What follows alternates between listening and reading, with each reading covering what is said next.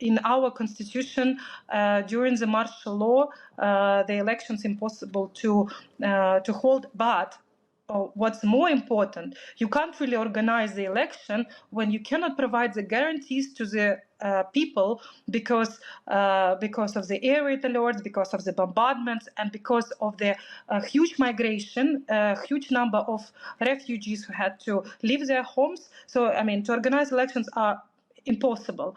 But with his words, Zelensky emphasized that if he needs to leave this his position, he will do that if it will guarantee the safety guarantee and safety future for Ukraine. Ukrainian President Volodymyr Zelensky told a press conference in Kyiv that he is willing to exchange his presidency for peace.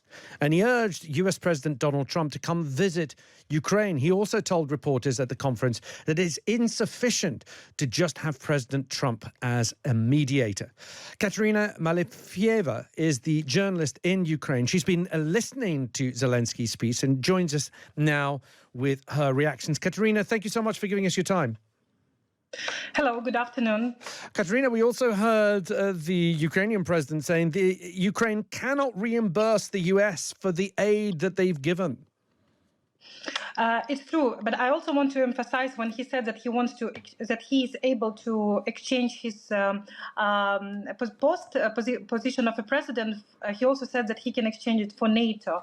This is one of the important issues to emphasize, because for Ukrainian President Zelensky, he was very eloquent and cohesive in his expressions that it's not that negotiations that are happening right now between Putin and Donald Trump, they are. It's not that Ukraine will be invited to negotiation table. It's that we, as Ukraine, we're inviting their partners to talk about the prosperous future peace, because the war is happening on our territory and on our land. And he indeed emphasized that NATO would be the cheaper version for the whole Europe and the whole world. Talking about this, so NATO will be like a part of the guarantees with regards to contingent. It's about military presence. The question is on the table. Zelensky said he's ready to discuss and talk about it with the partners of not only European Union but bigger Europe, because Ukraine is Europe, and the United States. I also like that he emphasized that he is not planning to be in the as a president for the next 20 years. In this way, he kind of showed the difference between the dictators in Russia and Belarus, who's been like president for more than 20 years, and that he's focusing on the guarantees, safety guarantees right now. That's what was the discussion. So he's also extended an invitation. I don't know whether this is an official invitation for Donald Trump to visit Ukraine. Yes, and he said that the representative of U.S. representative of the relationship between Ukraine and Russia, Kellogg, was here.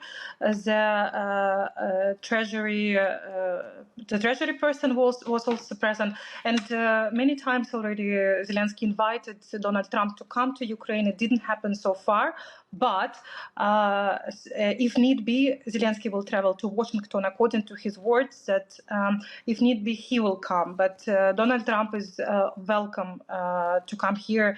And also, a few days before, he was mentioning that Donald Trump should come and see the Ukrainian troops on the front line and ask them whether they are ready to give up and concede the territory. So it's up to them to discuss what they want to do. But again, I like it that when he talks about the elections, Zelensky shows, because there was that narrative recently, and it was widely speculated online about that Ukrainian president is illegitimate because there were no elections because of the war. But if you remember, if you know well, that in our constitution, during the martial law, the elections impossible to hold. But what's more important, you can't really organize the election when you cannot provide the guarantees to the people because of the air raid alerts, because of the bombardments, and because of the huge migration, huge number of refugees who had to leave their homes. So, I mean, to organize elections are impossible. But with his words, Zelensky emphasized that if he needs to leave this his position, he will do that if it will guarantee the safety guarantee and safety future for Ukraine.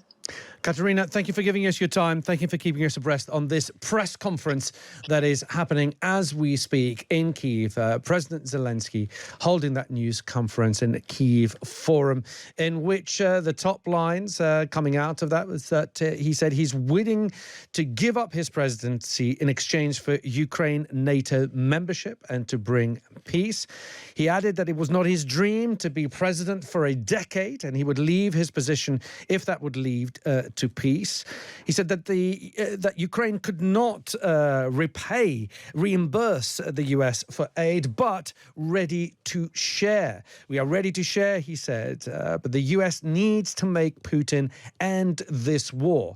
And the main gist of his press conference has been to reiterate that Ukraine needs security guarantees, and the draft deals they have been offered so far are not what they want. But he insisted that talks are moving forward, and also extended an invitation for Donald Trump to visit Ukraine. We'll be keeping you more abreast on all of that coming out of this press conference throughout the show. And I'm sure Aisha, who takes over Times Radio Weekend Drive, is going to be keeping you abreast with all the latest news.